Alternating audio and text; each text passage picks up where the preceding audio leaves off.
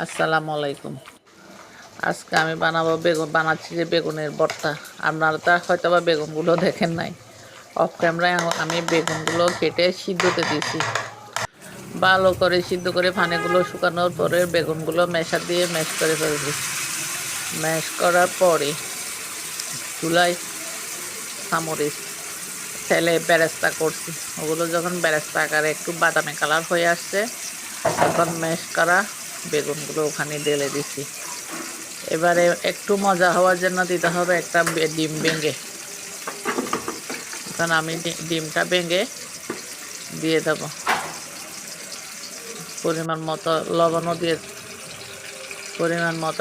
লবণও দিয়ে দেবো। এখন ডিমটা আমি ভেঙে দিয়ে দিয়েছি। ডিমটা দিয়ে প্রায় 2-4-5 মিনিট ভালো করে নাড়াচাড়া করতে হবে।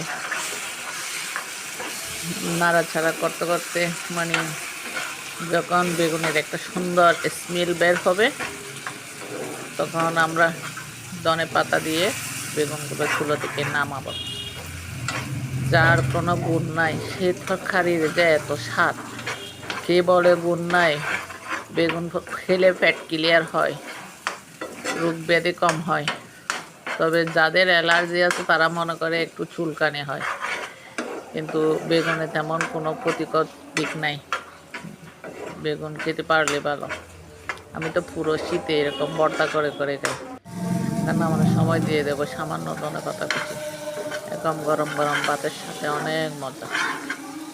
রুটি দিয়েও খেতে ভালো লাগবে। Thank you.